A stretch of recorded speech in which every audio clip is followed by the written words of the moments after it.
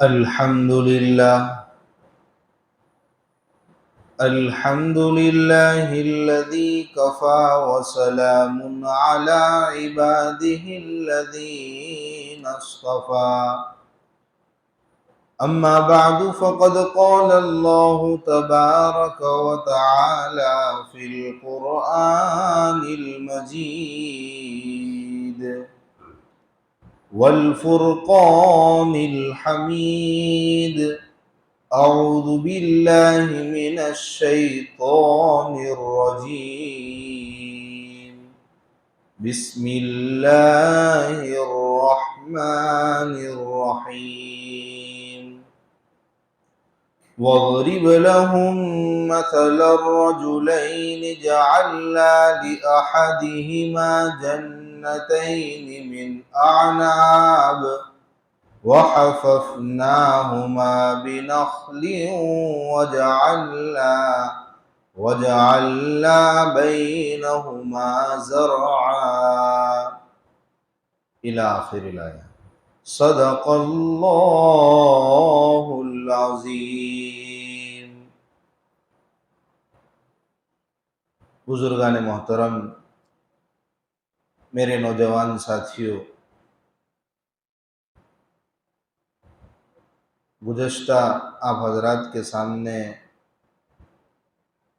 بتایا گیا تھا کہ آئندہ ایک تفصیلی قصہ ہے۔ انشاءاللہ پورا واقعہ آج ہم اس کی تفسیر کریں گے، لیکن اس سے پہلے سابق میں کچھ مضمون گزرا تھا، اس کو بھی ذہن نشین کر لینا چاہیے تاکہ واقعہ اس کی حقیقت کے ساتھ ہمیں سمجھ میں آئے۔ مکہ کے متکبر سردار، غریب مسلمان جو اللہ کے نبی کے پاس بیٹھا کرتے تھے، اللہ کے نبی کی مجلس میں بیٹھتے تھے،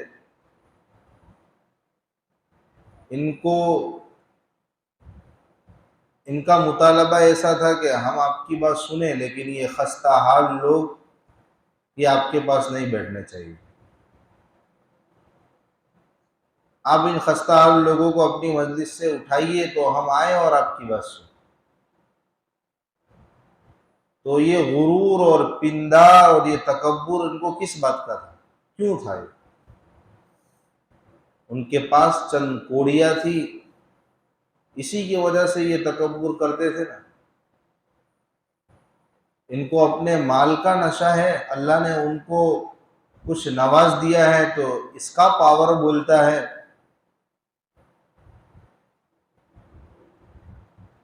تو خیر، ایسے لوگوں سے اللہ کے نبی صلی اللہ علیہ وسلم کو خطاب کر کے پورا رکوع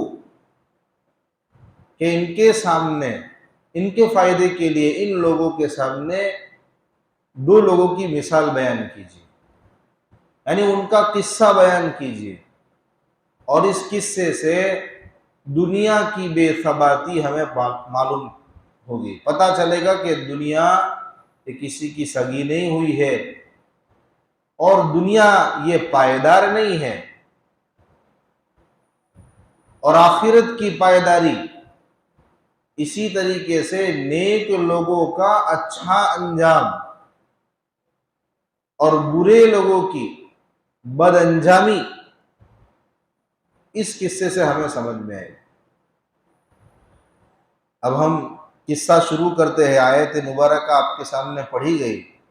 اللہ تبارک و تعالی فرماتے ہیں وَضْرِبْ لَهُمْ مَثَلَ الرَّجُلَيْنِ، آپ ان کے لیے یعنی ان کے نفع کے لیے دو آدمیوں کی مثال بیان کیجئے، ان کا قصہ بیان کیجئے۔ جَعَلْنَا لِأَحَدِهِمَا جَنَّتَيْنِ مِنْ أَعْنَابٍ، ہم نے ان میں سے ایک کے لیے انگور کے دو باغ دیے، وَحَفَفْنَاهُمَا بِنَخْلٍ، اور ہم نے ان دونوں باغوں کو کھجور کے درختوں کی باڑ بھی لگائی، یعنی ان دونوں درخت، ان باغوں کے پاس کھجور کے درخت کی باڑ بھی لگائی۔ وَجَعَلْنَا بَيْنَهُمَا زَرْعًا، اور ان کے درمیان کھیتی کی زمین بھی ان کو دی۔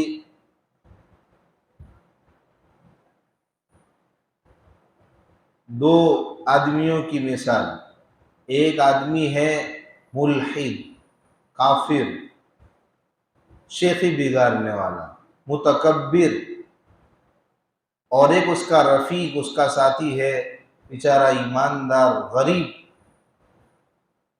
دونوں کی مثال آپ ان کے سامنے بیان کیجیے۔ ایک کی حالت کیا ہے کہ اللہ نے اس کو 2 انگور کے باغ دیے ہیں۔ انگور کا باغ کسی کے پاس ہونا یہ خود اس کی ذات میں بہت بڑی بات ہوتی ہے، اور ایک نہیں، 2 اللہ نے انگور کے باغ دیے۔ کس کو؟ اس کافر، ملحد، متکبر، شیخی بگاڑنے والے۔ اور وَحَفَفْنَاهُمَا بِنَخْلٍ، مزید برا یہ کہ انگور کے 2 باغ تو دیے، کھجور کے درختوں کی باڑ بھی پاس میں لگائی۔ اور اس سے آگے بڑھ کر یہ دونوں نعمتیں کچھ کم نہ تھی، اللہ نے مزید اس کے اوپر یہ بھی انعام کیا کہ ان دونوں باغوں کے درمیان کھیتی کرنے کے لیے زمین، کھیتی کے قابل زمین بھی دی۔ چاروں طرف سے لڈو، ہر طرف سے خوشحالی خوشحالی۔ مطلب یہ کہ کسی انسان کو کسی کی خوشحالی اور مالداری کا نمونہ دیکھنا ہو تو جناب کو دیکھ لیجیے۔ خوشحالی کا نمونہ دیکھ لیجیے کہ باغ 2 انگور کے، پلس کھجور کی باڑ، کھجور کے درختوں کی باڑ، اور خوشگوار لہلہاتی ہوئی سرسبز کھیتی، کہ زمین پر کھیتی کریں گے تو سرسبز شادابی والی کھیتی لہلہاتی ہوئی۔ کتنا بڑا مالدار انسان ہوگا۔ کلتا الجنتین آتت اکلہا، باغ دیے، کھیتی کے لیے زمین دی، خالی نہیں کہ بس ایسے ہی باغ ہے ویران بنجر، بلکہ دونوں باغ اللہ نے اس کو خوشحالی کا کتنا بڑا، خوشحالی کتنی بڑی وافر مقدار میں دی کہ دونوں باغ پھولے بھی بہت، پھلے بھی بہت۔ کلتا الجنتین آتت اکلہا ولم تظلم منہ شیئا، دونوں باغوں میں سے کسی باغ نے نراش نہیں کیا، یعنی بار آور ہونے میں کسی نے کمی باقی نہیں رکھی، دونوں باغ خوب بار آور ہوئے۔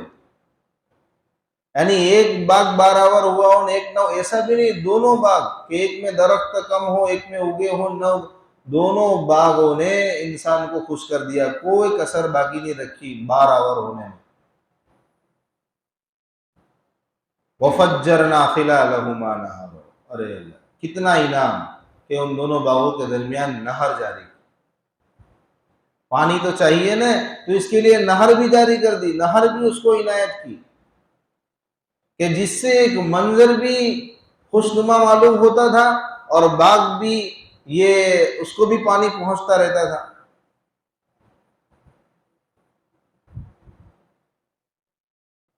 وَكَانَ لَهُ ثَمَرٌ، اور مزید انعام، اتنا نہیں، کتنا ملینر ٹریلینر آدمی ہوگا، کتنا اللہ نے انعام کیا کہ اس کے علاوہ اور بھی اس کے پاس مال دولت ہے، اور بھی مال دولت تھی۔ وَكَانَ لَهُ ثَمَرٌ۔ اب اصل بات شروع ہو رہی ہے کہ ایک آدمی کو تو اتنا اللہ نے خوشحال بنایا ہے، اس کافر ملحد کو، اب اس کا مذاکرہ، اس کی وہ اپنے رفیق غریب ایماندار تھا اس کے ساتھ گفتگو شروع ہوئی، بات چیت کرتے ہوئے اس نے اپنے ساتھی سے کہا، فَقَالَ لِصَاحِبِهِ وَهُوَ يُحَاوِرُهُ أَنَا أَكْثَرُ مِنْكَ مَالًا وَأَعَزُّ نَفْرًا۔ یہ بات اس نے شیخی کے لیے کہی ہو، حقیقت بھی ہو سکتی ہے، اس کے اندر کا تکبر، اس کے اندر کی شیخی بول رہی ہے کہ میں انا اکثر منک، تیرے سے بڑا مالدار ہوں، تیرے پاس تو کیا ہے، میں تیرے سے بڑا مالدار ہوں۔ اور میں گرامی قدر جماعت والا ہوں، تیرے پاس کچھ بھی نہیں ہے، میرے پاس مال ہے، دولت ہے، جتھا ہے، سب کچھ ہے۔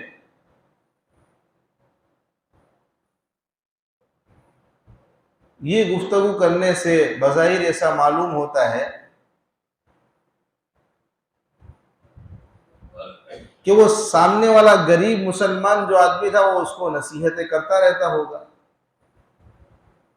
آگے والی بات آئے گی اس سے زیادہ اچھی طرح سمجھ میں آئے گا۔ وَدَخَلَ جَنَّتَهُ وَهُوَ ظَالِمٌ لِنَفْسِهِ، یہ باتیں ان کی جاری تھی اور وہ اپنے باغ میں داخل ہوا، اپنے نفس پر ظلم کرتا ہوا، اپنے ساتھی غریب مسلمان ساتھی کے ساتھ باغ میں گیا۔ اپنے نفس پر ظلم کس طور پر کیا کہ بھئی شرک میں مبتلا تھا، شرک کرنا اپنے آپ پر بہت بڑا ظلم کرنا ہے، نیز دل میں کبر تھا، غرور کا نشہ تھا، میرے پاس یہ وہ سب ہے، تو اس آن اور شان کے ساتھ وہ اپنے باغ میں اپنے ساتھی کے ساتھ داخل ہوا، اور اندر انٹر ہوتے ہی اس نے کہا قَالَ مَا أَظُنُّ أَن تَبِيدَ هَٰذِهِ أَبَدًا، اپنے ساتھی سے کہا کہ میں نہیں سمجھتا کہ میرا یہ باغ کبھی برباد ہوگا، میرا یہ باغ کبھی، میری یہ جائیداد کبھی ویران نہیں ہوگی، اس کے آثار ہی نہیں دکھتے ہیں، کوئی آثار دکھتے ہی نہیں کہ یہ کبھی میری جائیداد ویران ہوگی، میرے یہ باغ تو سدا آباد رہیں گے، یعنی اللہ کی یہ نعمت جو میرے پہ ہے سدا رہے گی، یہ کبھی ختم ہونے والی نہیں ہے۔ اور دوسری بات اس نے جو بڑی دل کو چیر دینے والی کہی، ناشکری والی کہی، وَمَا أَظُنُّ السَّاعَةَ قَائِمَةً، اور میرا گمان نہیں ہے کہ قیامت بھی برپا ہوگی، قیامت قائم نہیں ہوگی، میں تو سیدھے سے قیامت کا قائل ہی نہیں ہوں۔ مطلب جب کوئی انسان ہی کہے گا کہ میرا یہ باغ سدا بہار رہے گا تو یہ بات ماننے کے لیے وہ بھی تیار نہیں ہے کہ یہ قیامت ہوگی تو سب ویران ہو جائے گا، تو میں قائل نہیں ہوں قیامت بیامت کے برپا ہونے کا۔ چلو مان لو آپ کے عقیدے کے مطابق، آپ کے کہنے کے مطابق قیامت قائم ہو گئی، حشر نشر قائم ہوگا، تو بھی تو میرا پکا گمان یہ ہے کہ میں اپنے پروردگار کے پاس لوٹایا جاؤں گا، وَلَئِن رُدِدتُّ إِلَىٰ رَبِّي لَأَجِدَنَّ خَيْرًا مِّنْهَا مُنقَلَبًا، تو ضرور بھی ضرور مجھے اس سے بہتر جگہ ملے گی، یعنی دنیا میں جو عیش اور عشرت کے ساتھ میں زندگی گزار رہا ہوں، جو عیش اور عشرت کے اسباب اور سامان مجھے دنیا میں مہیا ہے، اس سے بہتر آخرت میں حشر میں مجھے نصیب ہوں گے، یعنی فیسیلیٹیز اس سے بہتر مجھے آخرت میں ملے گی۔ کیوں؟ تو دیکھ تو صحیح کہ میں دنیا میں تجھ سے بڑا مالدار، تجھ سے بڑا زیادہ خوشحال، جتھا میرے پاس زیادہ ہے، اور یہ مقبول ہونے کی دلیل، اس کی نگاہ میں مقبولیت کا معیار یہ ہے کہ انسان دنیا میں خوشحال ہو، تیرے پاس کیا ہے؟ یعنی میں اگر غلط طریقے پر ہوتا، میرا مذہب صحیح، میرا مسلک صحیح، تیرا مذہب غلط، اگر میں غلط ہوتا، میرا مذہب میرا مسلک غلط ہوتا، تو میں اتنا خوشحال کیوں ہوتا؟ اللہ مجھے اتنی نعمتوں سے کیوں نوازتا؟ اللہ نے مجھے نوازا مطلب کہ میں مقبول، اور اللہ نے تجھے محروم رکھا ہے مطلب کہ تیرا دین غلط ہے۔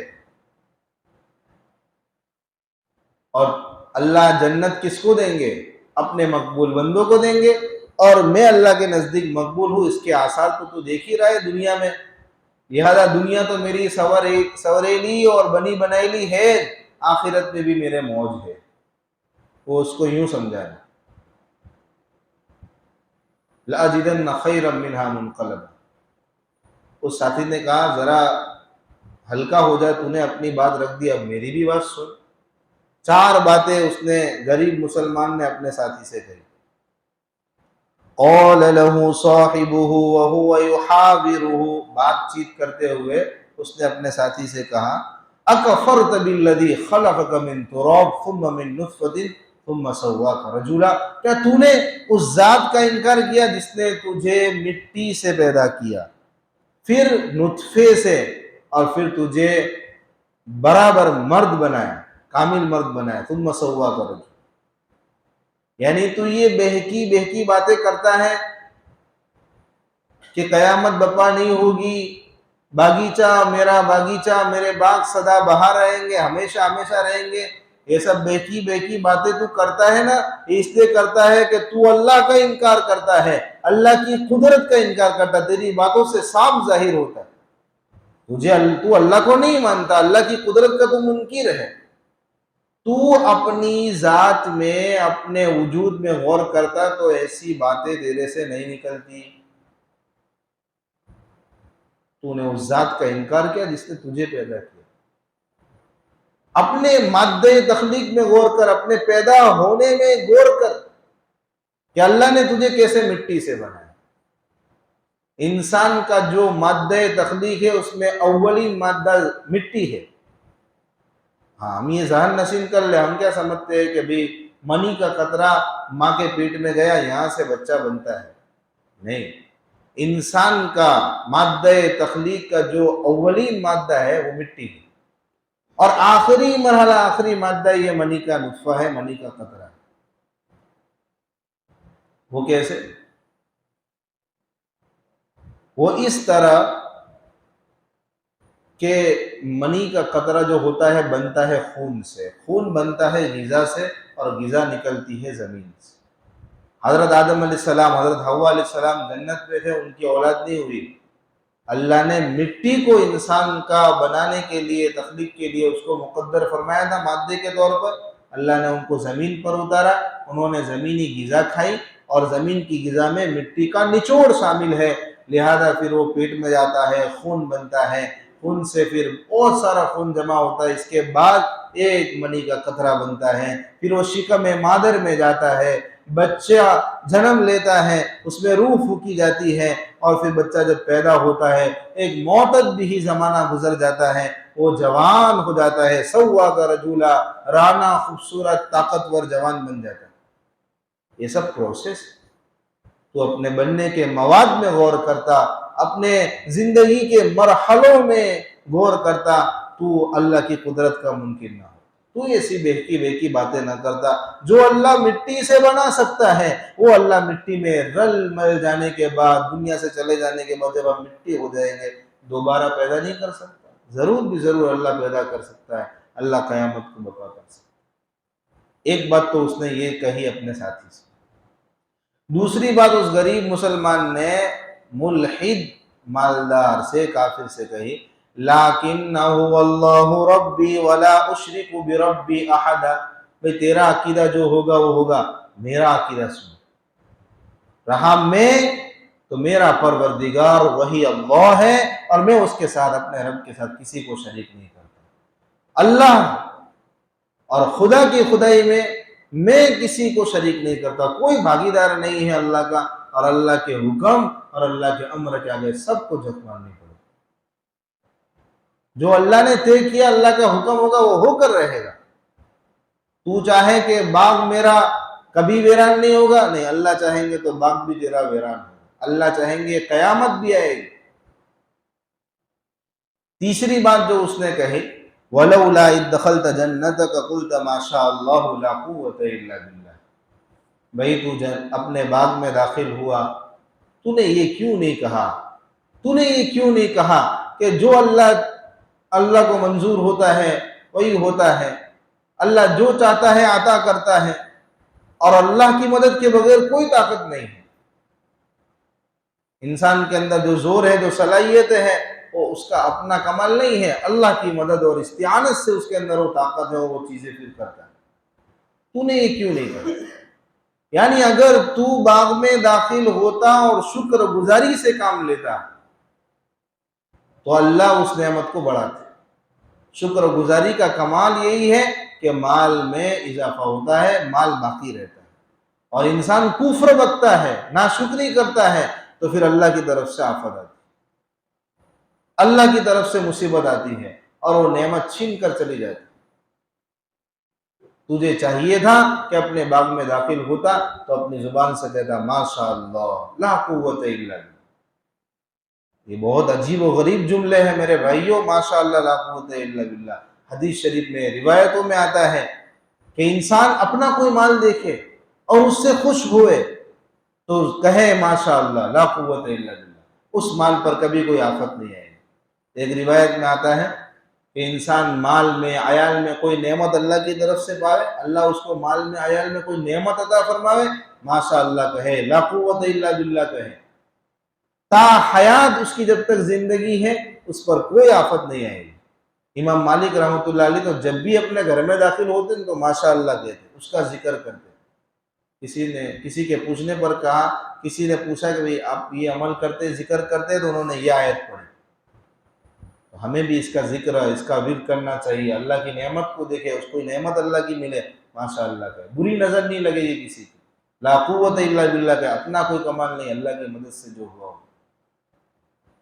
چوتھی بات اس نے کہی، ان ترانی انا اقل منک مالا وولدا، یعنی اگر تو مجھے دیکھتا ہے کہ میں مال میں، میرے پاس تیرے جتنا مال نہیں ہے، نہیں ہے میرے پاس باغ، نہیں ہے کھجور کے درخت، نہیں ہے اتنی آسائش اور اسباب، راحت کے ساری چیزیں، نقشے، تو مجھے دیکھتا ہے مال میں، اولاد میں تیرے سے کم، اپنے سے کم دیکھتا ہے، تو اللہ کی ذات سے کوئی بعید نہیں ہے کہ میرا رب مجھے اس سے بہتر نعمت عطا کرے گا، تیرے باغ سے بہترین نعمت عطا کرے گا، اللہ کی ذات سے کوئی بعید نہیں۔ چوتھی بات اس نے یہ کہی، اور وہ اللہ جو مجھے تیرے باغ سے بہترین نعمت عنایت کر سکتا ہے، وہ تیری اس نعمت کو، تیرے اس باغ پر آسمان سے کوئی ایسی آفت نازل کر سکتا ہے اور کرے گا کہ جس کی بنیاد پر تیرا یہ باغ صاف میدان، چٹیل میدان بن کر رہتا ہے۔ اللہ کی ذات سے کوئی بعید نہیں ہے۔ او یصبح ماؤها غورا فلن تستطيع له طلبا، ایک تو یہ کہ آسمان سے کوئی بگولا آوے، آسمان سے آگ کا ایک بھبوکا آوے جو تیرے باغ کو، تیری پونجی کو، تیری ساری نعمتوں کو ستیہ ناش کر کے چلا جائے، یا پھر یہ کہ نہر کا جو پانی ہے وہ زمین میں اللہ اتار دے، نہر کا جو پانی ہے زمین میں اتار دے، تو کتنی لاکھ کوشش کرے واپس اس پانی کو نکال نہ سکے۔ اب جب نہر میں پانی ہی نہیں رہے گا، سارا زمین نے اپنے اندر نکل لیا، اتار دیا اللہ نے، تو پھر باغوں کو پانی نہیں ملے گا، کھیتی کو پانی نہیں ملے گا، آلریڈی ستیہ ناش ہو جائے گی، وہ اپنے آپ ستیہ ناش ہو جائے گی۔ یوں تیری نعمت اللہ تجھ سے چھین لے گا، اللہ قادر ہے، اللہ کی ذات سے کوئی بعید نہیں ہے۔ خیر، اس مسلمان غریب مرد نے اپنے ساتھی کو یہ بہت ماتھا چپی کری، اس کو سمجھایا، لیکن اس کی فہمائش کا، اس کی سمجھ کا اس متکبر کافر ملحد پر کچھ اثر نہیں ہوا، کچھ بھی اثر نہیں ہوا، اور برابر خدا بیزاری میں مشغول رہا، اور متکبر اور کبر و غرور اس کے سر پر اس کا نشہ چڑھا رہا۔ انجام یہی ہوا، وَأُحِيطَ بِثَمَرِهِ، اس کا سارا مال مارا گیا، سارا مال مارا گیا۔ فَأَصْبَحَ يُقَلِّبُ كَفَّيْهِ عَلَى مَا أَنفَقَ فِيهَا، اور باغوں میں جو لاگت اس نے لگائی تھی ان لاگت پر وہ کف افسوس ملتا رہا۔ وَهِيَ خَاوِيَةٌ عَلَى عُرُوشِهَا، اور اس کا باغ اپنی ٹٹیوں پر گرا پڑا تھا، یعنی کہ اللہ کی طرف سے آسمانی آفت آئی، آپ کا بگولا آیا اور پورے باغ کو، پوری کھیتی کو ستیہ ناش کر کے چلا گیا۔ جو مڑی تھی نے وہ بھی ہاتھ سے ہاتھ دھو بیٹھا، اس سے بھی یہ سب نعمت چھین گئی اس کے پاس سے، یعنی اس مرد نے، مومن مرد نے جو بات کہی تھی اس کی بات صادق ہوئی، ظاہر ہوئی۔ وَيَقُولُ يَا لَيْتَنِي لَمُشْرِكْ بِرَبِّي هَذَا، اب کف افسوس مل رہا ہے، کاش کہ میں اپنے رب کے ساتھ کسی کو شریک نہ کرتا۔ اب عقل ٹھکانے آئی، لیکن اب کیا ہوا جب چڑیا چگ گئی کھیت؟ اب کیا ہوتا ہے؟ اب تو چڑیا چگ گئی کھیت۔ وَلَمْ تَكُنْ لَهُ فِئَةٌ يَنْصُرُونَهُ مِنْ دُونِ اللَّهِ، بہت امپورٹنٹ بات، بہت قیمتی بات، اس کے لیے اللہ کو چھوڑ کر کوئی جتھا کام نہیں آیا جو اس کی مدد کرے، یعنی اللہ کی طرف سے کفر کی نسبت پر، ناشکری کی نسبت پر اللہ کی طرف سے جب ایسی آسمانی آفت آتی ہے تو اس وقت کوئی جتھا اس نے اس کو کام نہیں دیا، اور وہ خود بھی بچا نہیں سکا، نہ اس کے پاس اتنا زور تھا، طاقت تھی کہ اس آسمانی آفت کو دور اپنے سے ٹال سکتا، اور نہ اس کے پاس کوئی ایسا جتھا تھا جو فرضی معبود اس نے تجویز کر رکھے تھے اللہ کو چھوڑ کر، انہوں نے بھی کوئی تعاون نہیں کیا، کوئی تعاون نہیں کیا، اور سب ستیہ ناش ہو گیا۔ ہنالک الولایۃ للہ، ایسے مواقع میں ایسی آسمانی آفت جب آتی ہے اس وقت کوئی کسی کی مدد کام نہیں آتی ہے، اس وقت تنے تنہا اللہ جو برحق ہے اس کی مدد ہی کام آتی ہے، اس کی نصرت ہی لیکھے لگتی ہے۔ یعنی اللہ کی مدد اگر شامل حال ہو اس وقت تو ہی بھور سے کشتی نکل سکتی ہے، ورنہ دنیا کی کوئی طاقت، کوئی صلاحیت اس کو اس مصیبت سے، اس تکلیف سے نہیں نکال سکتی، اس آفت سے باہر نہیں نکال سکتی۔ اللہ کی مدد و نصرت ہی اس وقت کام آتی ہے۔ آگے آخری نصیحت بیان کی گئی، هو خیر ثوابا وخیر عقبا، کہ بھئی دنیا میں ہو آخرت میں ہو، اللہ نے جو انعام دیا ہے، اللہ نے جو ثواب دیا ہے وہی ہمارے حق میں بہتر ہے، اور اللہ جو انجام کرے آخر کا وہ بہتر۔ یعنی دنیا میں دیا ہوا اللہ کا ثواب یہ آخرت بھی ہماری سنوارتا ہے، آخرت میں بھی ہمارے لیے بہتر ہوتا ہے، اور اس کے نتیجے میں جو انجام ہوگا وہ بہتر ہوگا۔ باقی ہم اپنے طریقے سے جو کچھ بھی کریں اس کا انجام اچھا نہیں ہوتا۔ ہم کہیں کہ ہماری صلاحیت اور ہماری وجہ سے سب کچھ ہے، اللہ کی قدرت کا انکار کرے، اللہ کا انکار کرے تو وہ سب چیز ختم ہو جانے والی ہے۔ اللہ کی طرف سے دنیا میں جو مل جاوے، جو ثواب ملے آخرت میں ملے، اس پر راضی رہو، تو انجام بھی ہمارا اچھا ہوگا اور دنیا بھی ہماری بہترین سے بہترین گزرے گی۔ باقی تو ہم نے پورا قصہ تفصیلی سنا کہ دنیا کی حقیقت کیا ہے۔ دنیا کسی کی سگی نہیں ہوئی ہے، دنیا پائیدار نہیں ہے، آخرت کی زندگی ہمیشہ ہمیشہ کی زندگی ہے، اس میں کامیابی کے لیے ہمیں تگودو کرنی ہے، محنت کرنی ہے۔ اللہ تعالی ہمیں اس قصے سے خوب عبرت لینے کی توفیق نصیب فرمائے، آمین۔ صدق اللہ۔